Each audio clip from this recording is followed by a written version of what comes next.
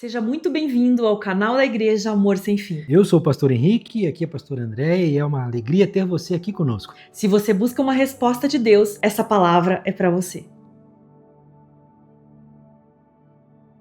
É sobre o João que nós vamos falar. Eu descobri por que Jesus gostava de João lendo o que nós vamos ministrar hoje aqui.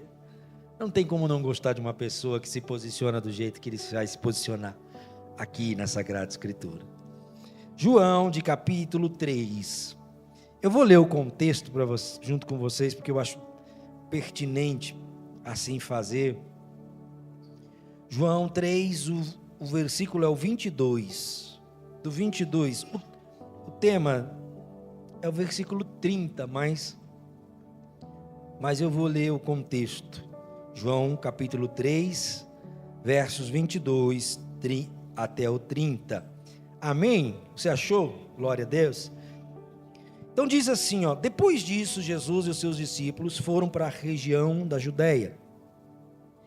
E ficou ali algum tempo, e ele batizava pessoas. João estava batizando em Enom, perto de Salim, porque ali havia muita água. Isso quando João ainda não tinha sido preso. Alguns discípulos, eu estou falando de João o Batista aqui, tá, queridos? Alguns discípulos de João tiveram discussão com um judeu sobre a cerimônia de purificação. E eles foram dizer a João: mestre, aquele homem que estava com o Senhor do outro lado do rio Jordão, agora está batizando pessoas. E o Senhor falou sobre ele, lembra? E todos estão indo atrás dele. Então João respondeu: ninguém pode ter alguma coisa se ela não for dada por Deus. Vocês estão testemunhas do que eu disse. Eu não sou o Messias, o Cristo, mas eu fui enviado adiante dele. Num casamento do noivo, o noivo está ali, o amigo do noivo está ali, e escuta e se alegra quando ouve a voz dele. Assim também o que está acontecendo com Jesus me faz completamente alegre. Ele tem que ficar cada vez mais importante e eu menos importante. Tem uma versão que fala diferente aí. Qual que é a tua que fala? E eu diminua. Vamos dizer isso uns aos outros? Que ele cresça e eu diminua. Se assenta. Jesus gostava desse João, mas ele amava o outro João, tá? Eu vou retificar aqui.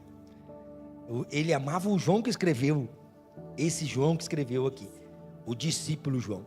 Mas o Batista tinha um grau de parentesco com ele, e ele também amava o João Batista, mas declarar verbalmente, ele declarou para João. Olha que palavra maravilhosa nós temos aqui. É necessário que ele cresça e eu diminua. Eu gosto sempre de dar um tema e eu gosto de polemizar nos temas, né? Então eu dei um tema hoje: o dia que o eu saiu do trono. Olha que interessante. Existe hoje uma pergunta que eu quero que você leve em consideração essa manhã. A pergunta é: quem está sentado no trono da minha vida? Porque existe um trono dentro do ser humano. Existe um trono aí dentro de você. E esse trono nunca fica vazio, pelo contrário, ele pertence a Cristo, ou ele pertence ao seu ego, ou seja, pertence ao seu eu. Essa é a grande verdade. Nós estamos vivendo uma geração, gente, que se fala tanto de autoestima, é ou não é verdade? Se fala tanto de realização pessoal, se fala tanto em ter sucesso, é ou não é verdade? Nós estamos vivendo um momento em que tudo gira em torno do homem. Quando eu falo homem, mulher, jovem, adolescente, gira tudo em torno da gente.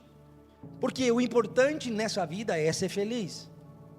Porque o importante, na verdade, é fazer a minha vontade.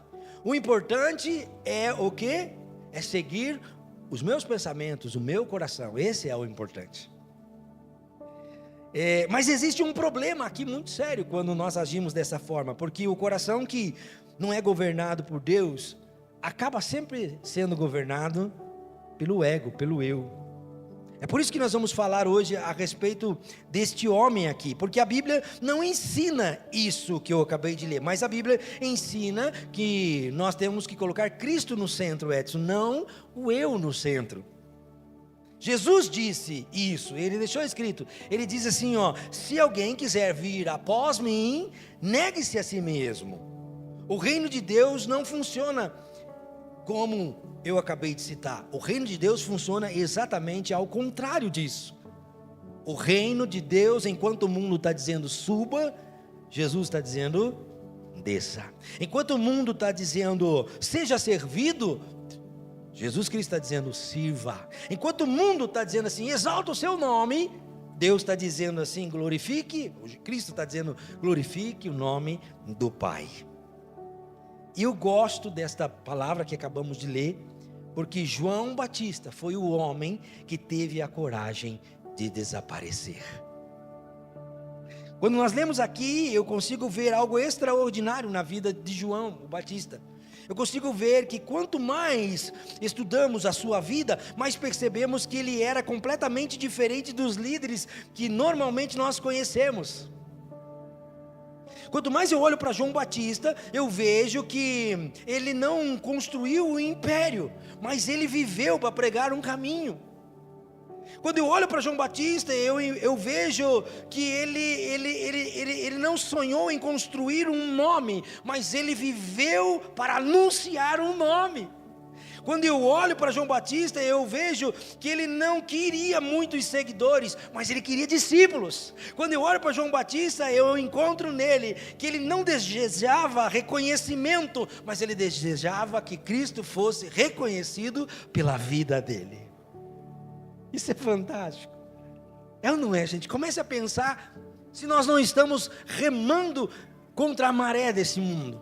Se o evangelho não é remar contra a maré desse mundo, e talvez justamente por isso Jesus declarou em Mateus 11:11, ele fala assim, olha que glória, porque às vezes o homem busca a glória para si mesmo, mas o melhor é quando a glória vem da parte de Deus para conosco. Mateus 11:11, e Jesus disse, entre os nascidos de mulher, não surgiu ninguém no mundo maior que João Batista.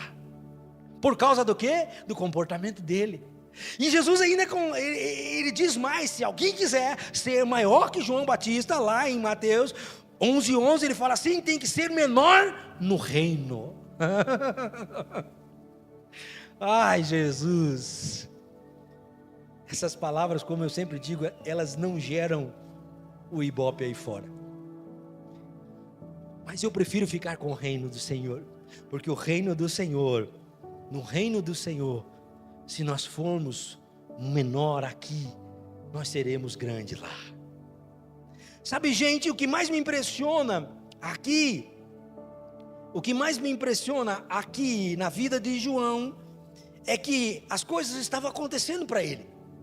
Se você observar, João estava vivendo o auge do seu ministério. João era um pregador, João não era um pregador desconhecido, ele era conhecido na região. Ele era o maior fenômeno espiritual daquela geração, Edson. Ele era, as pessoas caminhavam quilômetros simplesmente para ouvi-lo. Os fariseus vinham observá-los, os soldados da época buscavam aconselhamento com ele, os publicanos se arrependiam, as multidões se achegavam, enchiam ali o deserto ao seu redor. O seu ministério crescia todos os dias.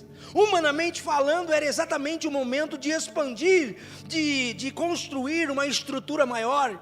Pensa, ele poderia ter pensado isso, ele poderia aproveitar a fama dele, aumentar a sua influência. João poderia ter feito isso, Bianca, mas então Jesus começa o seu ministério. Jesus começou o seu ministério, e algo muda quando Jesus começou o seu ministério. Por quê? Porque as multidões começaram a deixar João e a seguir Jesus. Porque a multidão começou a deixar João e a seguir Jesus. Os discípulos começaram a deixar João e a seguir Jesus. Ou seja, as filas diminuíram, o movimento diminuiu, o palco começou a ficar vazio. Mas isto não foi um problema para João. Não foi, gente. Então acontece algo muito interessante aqui. Nós lemos aqui. João não se preocupou, mas os discípulos dele se preocuparam. João não se preocupou, mas os discípulos que estavam com ele se preocuparam. E os discípulos ficaram incomodados. E João 3 mostra que os próprios discípulos chegaram para ele e perguntaram para ele, porque ficaram preocupados. Em outras palavras, no verso de 26, eles disseram ali, nós lemos ali: mestre, aquele Jesus a qual você batizou. Ó, João, aquele Jesus que você batizou, que você teve com ele, que você falou dele para nós, então, ele está batizando também, e todo mundo está indo atrás dele. Todo mundo está seguindo ele, está deixando de seguir você. Ah, que coisa maravilhosa. Perceba o sentimento que havia nesses homens. Eles estavam agora comparando os ministérios, pastor Laércio. Eles estavam agora preocupados com o número de pessoas. Eles estavam medindo o sucesso pela quantidade de pessoas. E é exatamente que nós fazemos isso no dia de hoje. É isso que fazemos. Quantos seguidores nós temos? Nós estamos preocupados, quantos membros nós temos? Nós estamos preocupados, quantas visualizações nós vamos ter numa mensagem como essa, numa pregação como essa, no canal da igreja? Quantas curtidas nós vamos ter? Mas João tinha uma visão completamente diferente da que eu e você temos. João, ele não olhava para a quantidade, mas ele olhava por propósito. Essa é a razão de eu estar aqui, Sandro, ministrando a palavra do Senhor. Essa é a razão de eu estar aqui junto com vocês. A minha preocupação não é a quantidade, meu irmão. A minha preocupação é a qualidade. A minha preocupação é construir discípulos firmes, constantes, capazes de olhar para a cruz de Cristo. Não olhar para mim, mas olhar para Cristo através de mim. Esta é a missão, isso é entender. Então responde algo. Eu gosto de João porque ele responde algo que desmorona qualquer tipo de postura, qualquer tipo de competição. Ele diz assim no versículo 27: ninguém pode receber coisa alguma se do céu não lhe for dado. Ele estava reconhecendo que não era ele. Ele estava reconhecendo que ele era o instrumento, que ele era o caminho, que ele era aquele que veio antes para abrir o caminho para o verdadeiro evangelho, para mostrar o verdadeiro evangelho. Nós aqui no mundo somos essas pessoas. O mundo precisa ver em nós que nós somos o farol, que nós somos o caminho que mostra Jesus, o verdadeiro grande eu sou de todas as coisas.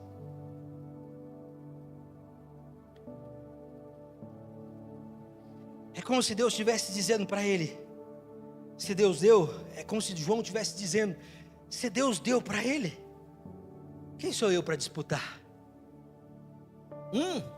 Porque quem conhece o seu propósito não inveja o propósito de ninguém. Irmãos, o que Deus deu para você é exclusivamente para você.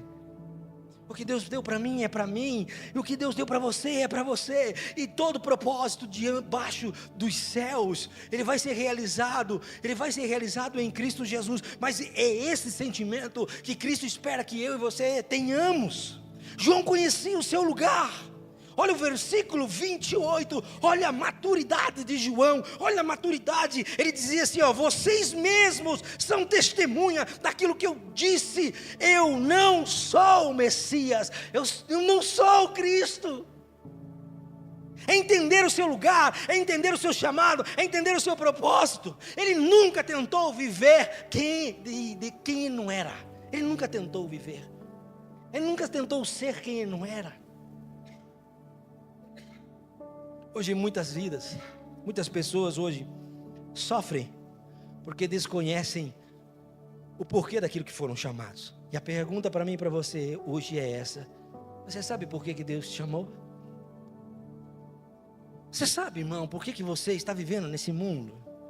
Você sabe por que Deus espera? O que Deus espera de você? Você sabe qual é o seu propósito?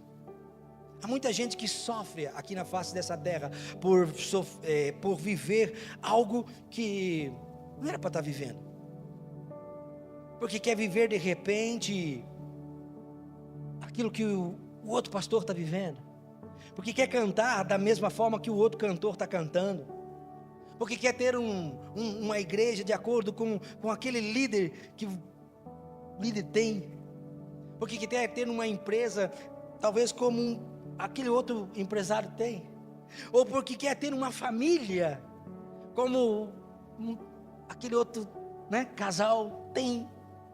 Você já parou para pensar que Deus não chamou a minha vida e nem a sua vida para ser uma cópia? Você já parou para pensar que Deus não chamou você para ser uma cópia, mas Deus te chamou para você cumprir uma missão, para você ter um propósito na sua existência enquanto você vive aqui?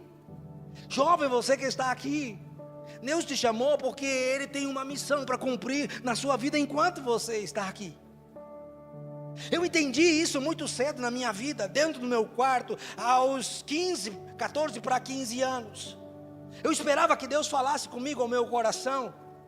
Então eu esperava que esse momento ia ser um momento esplendoroso. Lia, eu esperava que um anjo ia descer no meu quarto. Eu esperava que ele ia se materializar, assim como se materializou para Jacó. E ele ia tocar em minha língua, assim como tocou na língua de Isaías. Eu pensava num chamado mais ou menos assim. Eu achava que Deus ia me dar uma experiência como essa. Mas não foi assim. Foi no silêncio do meu quarto, eu abrindo a palavra do Senhor, abrindo em 2 Timóteo, no capítulo 4, se não me falha a memória, onde ele diz assim: dedica-te inteiramente às sagradas escrituras, zela por ela, medita nela noite e dia, seja o exemplo para outros, seja testemunhas para outros, seja essa luz viva, esse sal para outros. Por quê? Porque fazendo isso, salvará tanto a ti mesmo, quanto a outros que te ouvem. Aquela noite, aquele meu quarto encheu da graça do Senhor. E eu entendi, Caltran, que eu teria um caminho para seguir a partir de então.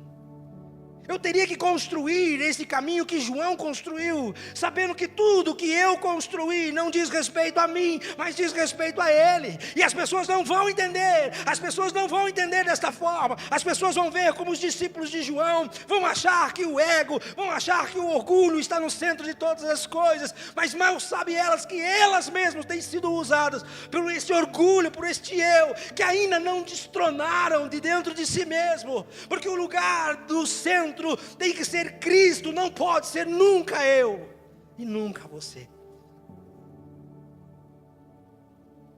João tinha essa concepção e quer que eu e você tenhamos essa concepção.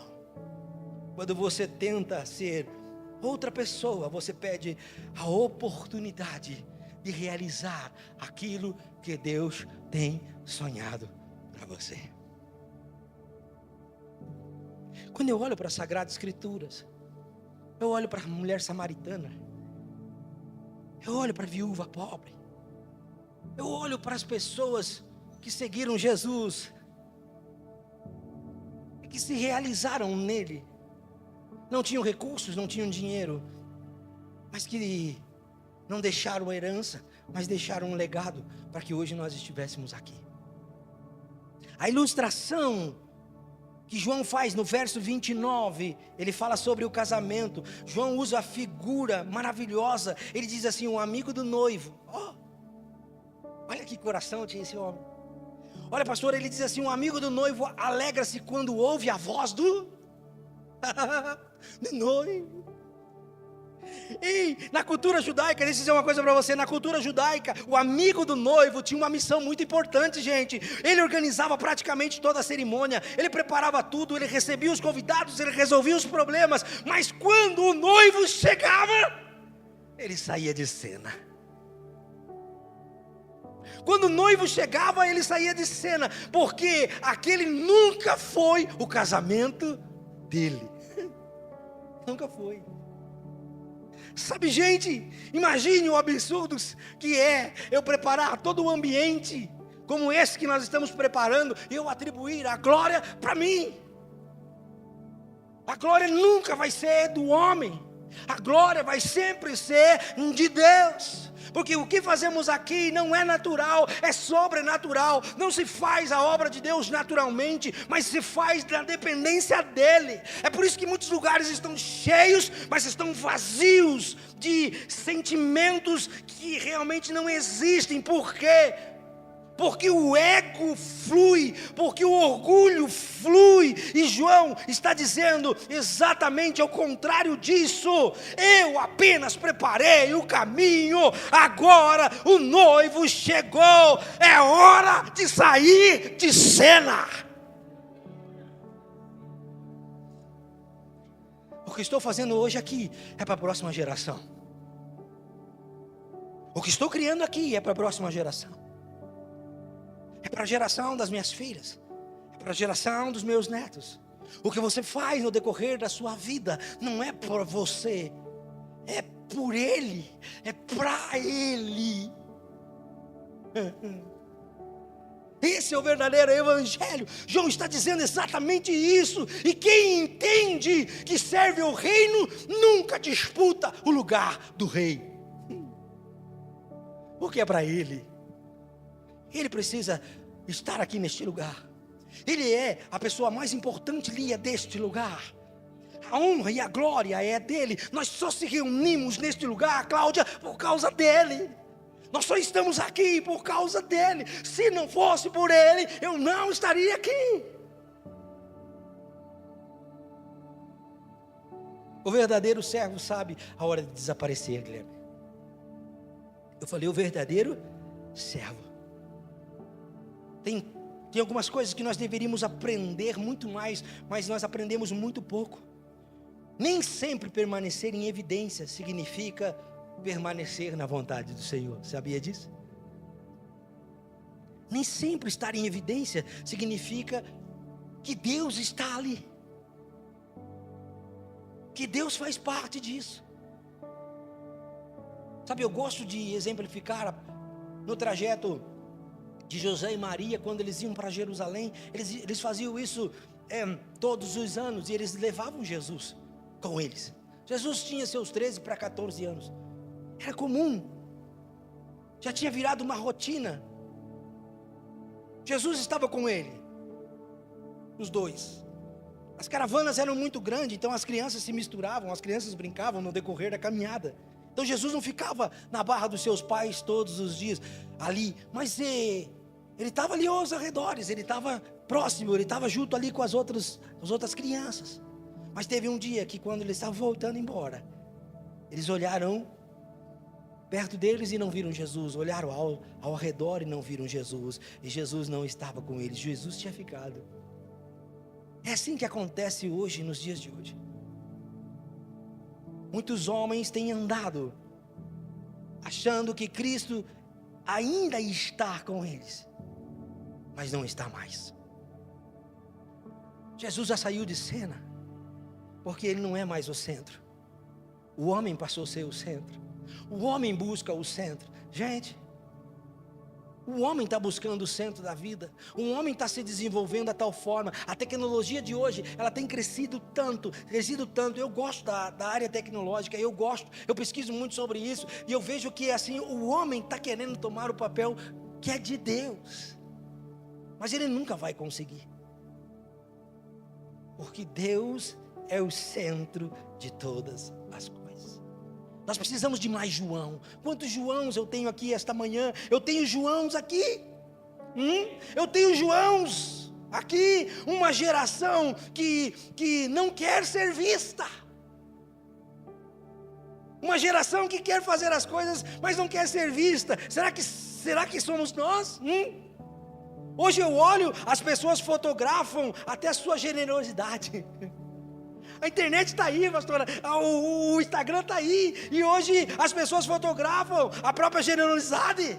A última agora, um homem público, não vou falar o nome dele aqui, mas por causa de um telefonema que ele viu, ele não pesquisou a vida do homem, não quis saber quem que era o homem, mas ele quis ser generoso com o homem, e até aí tudo bem, seja generoso, Mas nós vamos ver aqui mais para frente, aqui, ó. Jesus disse: quando deres esmola, não saiba tua mão esquerda o que fez a direita. Mateus 6:3. Ah, não, mas se abençoar assim não tem graça, pastor. Se abençoar assim não tem graça. As pessoas ajudam, mas filmam. As pessoas oram, mas publicam. As pessoas jejuam, mas anunciam. As pessoas fazem, mas elas querem os holofotes. Elas querem que os outros vejam o que elas estão fazendo. Jesus quebra a gente quando ele fala assim, ó: se a sua mão direita fez, a esquerda não precisa estar sabendo. Hein, Bianca? Ninguém precisa ficar sabendo quando chega um presente. As pessoas não precisam ficar sabendo, porque Deus não recompensa o espetáculo. Deus recompensa a sinceridade. Deus trabalha diferente do homem. Quem trabalha para aparecer diante dos homens já recebeu a sua recompensa. A Sagrada Escritura fala sobre isso. Mateus 6,6 fala: aquele que trabalha escondido será recebido pelo Pai, será recompensado pelo Pai que o vê em secreto. Sabe aquela pessoa que você ajuda? Deus vê em secreto. Sabe aquela boca que você alimenta e não divulga para ninguém? Deus vê em secreto. Sabe aquela parada no trânsito que Deus manda você parar e manda você acolher alguém, manda você vestir alguém, sabe? Em secreto. Sabe, é esse João que Deus espera, e é nesse João que Deus vê uma alegria, a alegria na vida de João. Ele diz assim, ó, João então faz uma declaração emocionante, ele diz assim, ó: essa alegria já se cumpriu em mim, verso 29. Eu sou alegre porque eu sirvo o reino dos céus, não o reino dos homens. O reino dos homens faz assim, mas o reino dos céus faz diferente. E eu prefiro agradar o reino dos céus. Eu prefiro agradar a Deus. Eu falava aqui agora para o Guilherme, eu prefiro agradar a Deus do que agradar ao homem. Não importa que o homem fique aborrecido comigo. Não foi a primeira vez, não vai ser a segunda, não vai ser a terceira. Quantos homens eu já aborreci? Mas a Deus não. Sabe, a Deus eu não aborreço. Se Ele diz faz, eu faço. Se Ele fala não faz, eu não faço. Pense sobre isso. Ele era feliz. Pense sobre isso. Ele estava perdendo os discípulos, mas estava feliz. O ministério estava diminuindo, mas ele celebrava. O nome dele estava desaparecendo, mas ele se alegrava. Por quê? Porque o objetivo nunca foi João. O objetivo sempre foi Jesus.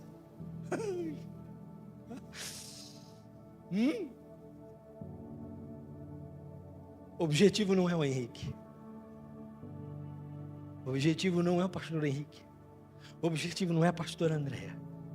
O objetivo, Edson, é Deus.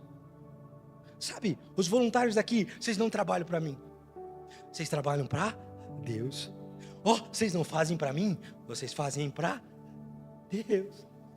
Vocês não tocam nem para mim, nem para esse público. Vocês tocam para Deus. É Ele que te ouve. E Ele não está preocupado se está afinadinho. Ele não está preocupado. Ele está olhando o coração. Ele está olhando como você faz isso. Ele está olhando a sinceridade aqui dentro. Ele está olhando para mim hoje e está vendo como eu estou falando. Se está brotando simplesmente por brotar, ou se aqui dentro está queimando, se aqui dentro está machucando, se aqui dentro está pegando fogo. É o coração que Ele olha. Porque eu vou dizer uma coisa para você: eu me sinto feliz quando eu chego neste lugar, porque eu não fico esperando um número de pessoas, mas eu fico esperando os verdadeiros discípulos do Senhor, que querem mais do Senhor, que querem aprender mais do Senhor. Às quinta-feiras eu fico aguardando para entrar na internet e ver os discípulos, aqueles que querem mais do Senhor. Porque nós só vamos celebrar o crescimento de Cristo quando nós deixarmos de querer conquistar o espaço dele. É dele. A honra dele, a glória dele, o espaço é dele. E para isso nós precisamos ter maturidade espiritual. E a maturidade espiritual a coisa mais difícil nos dias de hoje? Quer saber se você tem maturidade espiritual? Pergunte para quem está do seu lado. Você quer saber se você é maduro espiritual? Quer saber hoje se você... Tem pessoas que vão frustradas para casa agora, hein? Ai, ai, ai. Será que é bom saber? Não pergunta não, pastor. Eu vou falar. Eu vou falar porque eu quero ficar aliviado. Se eu não falar, depois Deus vai me cobrar. Então eu vou falar. Quer saber se você é maduro? Como é que você reage quando as outras pessoas são elogiadas? Como é que você lida com isso? Quando alguém chega, né? Tá vocês dois. O pastor Laércio chega e elogia um e não elogia outro. Como é que você lida com isso? Não vai elogiar eu? O pastor chega, cumprimenta você. Aí dá um abraço em você, chega lá no outro, cumprimenta o outro só com a mão, não abraça. Abraçou o outro, não abraçou eu?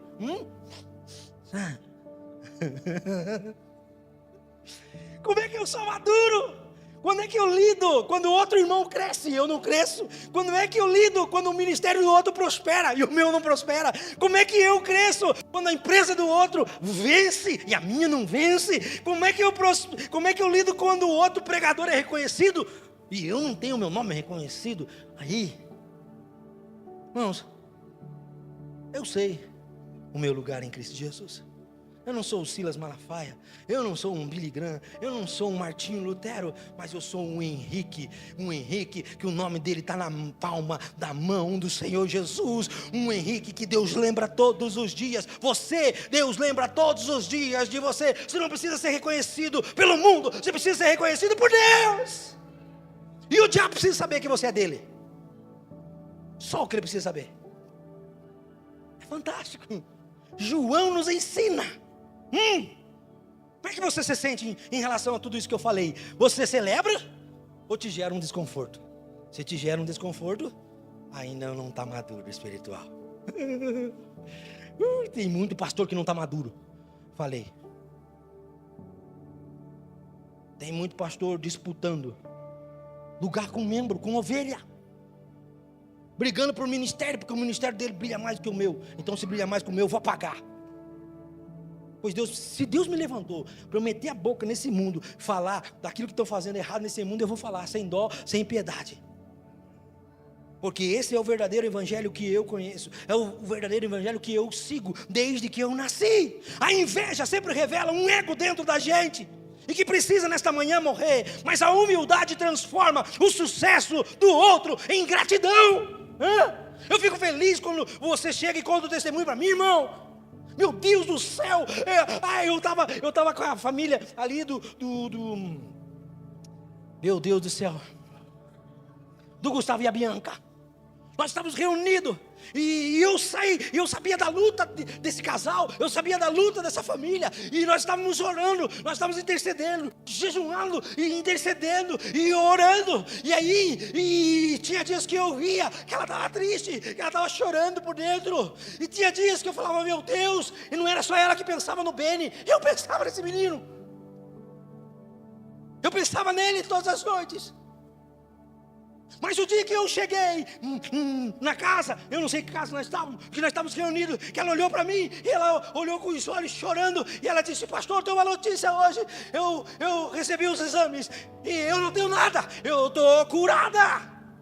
Gente, eu celebrei, eu chorei, eu celebrei. Por quê? Porque a humildade transforma o sucesso do outro num motivo de gratidão. Uau! Eu quero que Deus prospere vocês, mas prospere-se assim, absurdamente. Claro que para isso você precisa ser fiel, mas eu entendo o princípio. Por quê? Porque o orgulho pergunta, por que ele, não eu? O orgulho pergunta, por que ele? Por que ele tem que eu não tenho? Só porque ele é mais alto? Só porque ele tem tipo de pastor? Só porque ele é grandão? A humildade pergunta, como eu posso glorificar a Deus através da vida dele? Queridos, a maior frase de João Batista. Se prepara agora. A maior frase de João Batista. Depois de tudo isso, ele olhava para os seus discípulos. Ele olhava para Jesus. E ele pronuncia uma das frases mais profundas de toda a Bíblia, para mim. Ele diz assim: é necessário que ele cresça e eu diminua. Você pode falar isso essa manhã?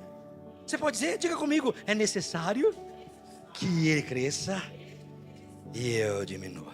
Aqui é fácil. Quero ver depois que você for embora.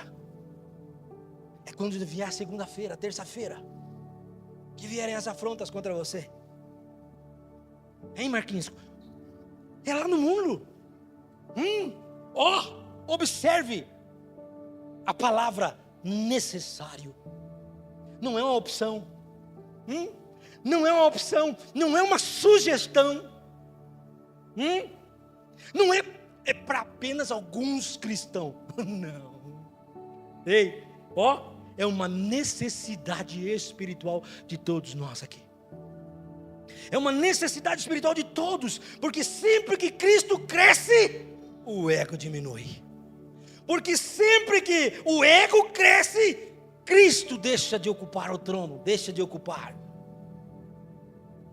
Não existe convivência entre os dois, entre o ego e Cristo no mesmo lugar.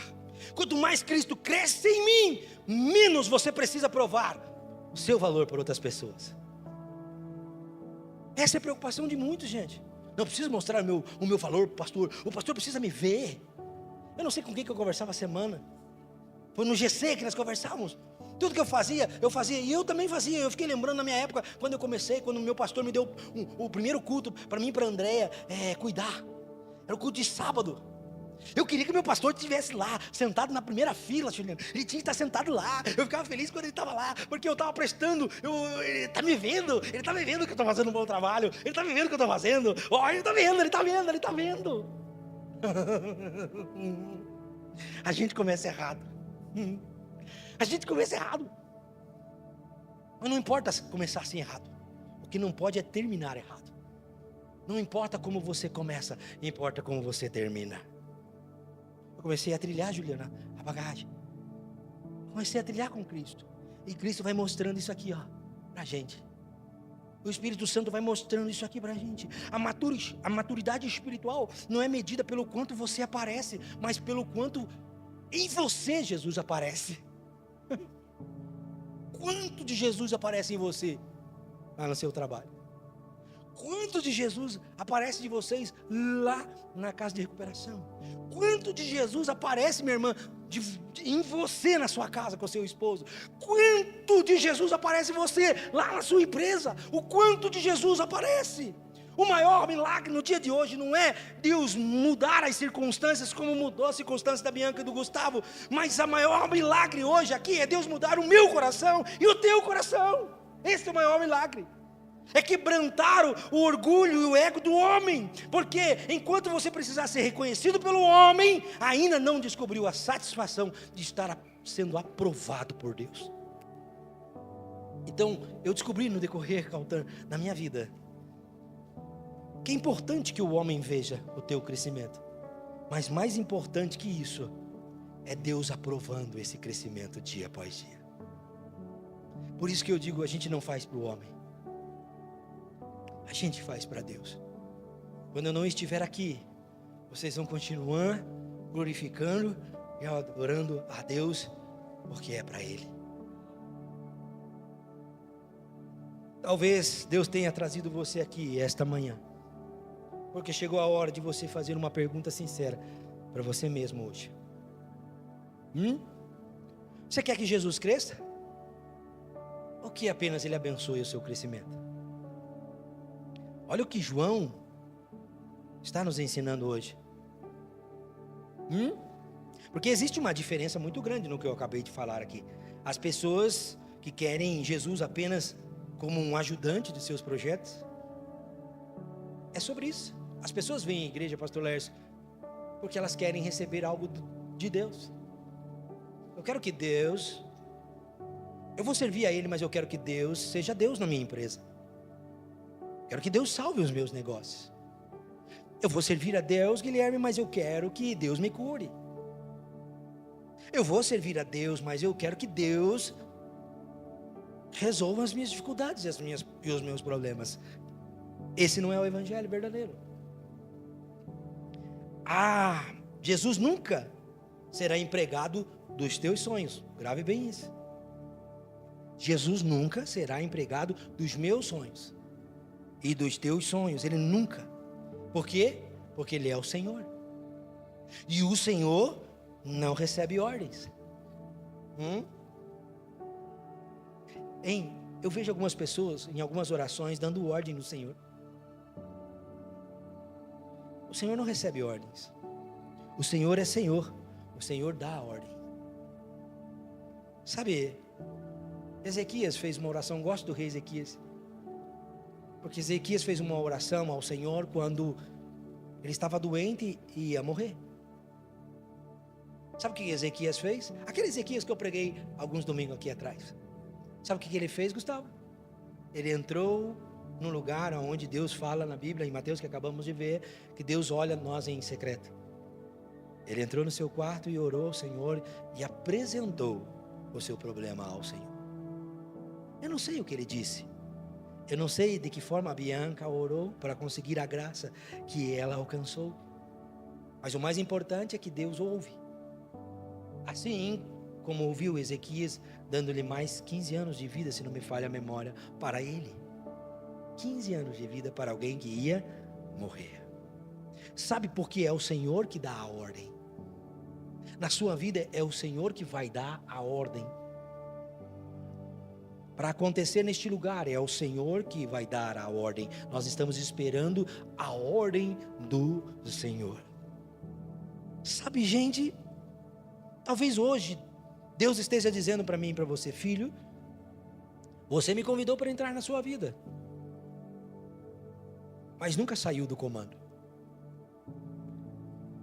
Enquanto você insistir em dirigir, nunca descobrirá os lugares extraordinários que eu gostaria de levar você. Eu sei que depender de Deus, gente, não é fácil. Depender de Deus requer uma palavra que eu chamo renúncia. Você precisa renunciar muitas coisas. Um deles é o seu orgulho. Eu queria que você se colocasse de pé.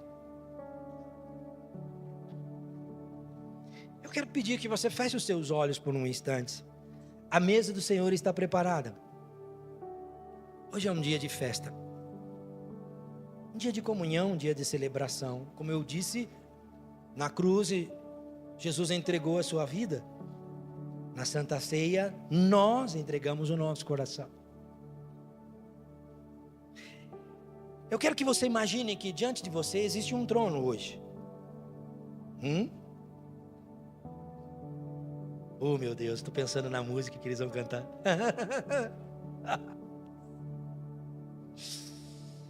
Ai, ai, ai. Esse Espírito Santo, Guilherme, é fantástico.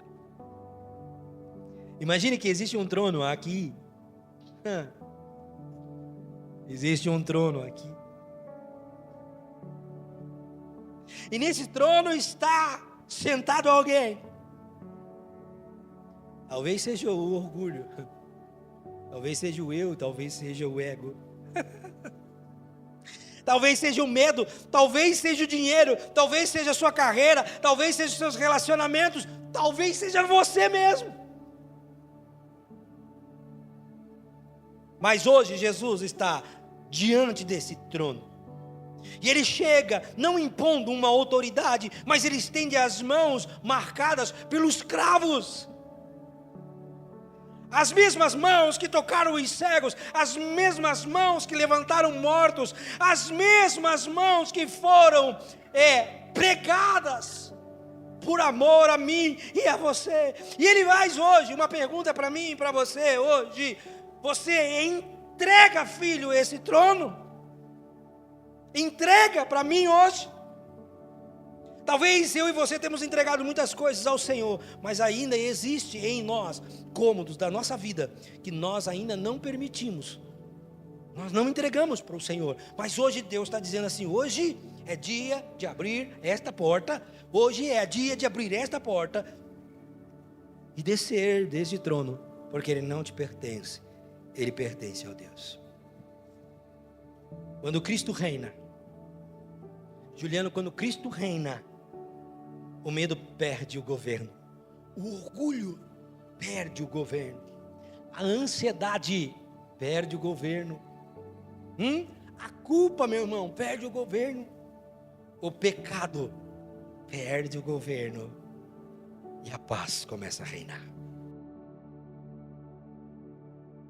Esperamos que essa palavra tenha falado com você. Se Deus falou com você, compartilhe esse vídeo com alguém que precisa ouvir essa mensagem. Então, se inscreva no canal e venha caminhar conosco. E continue recebendo conteúdo que edifica a sua fé. Deus abençoe e até o próximo vídeo.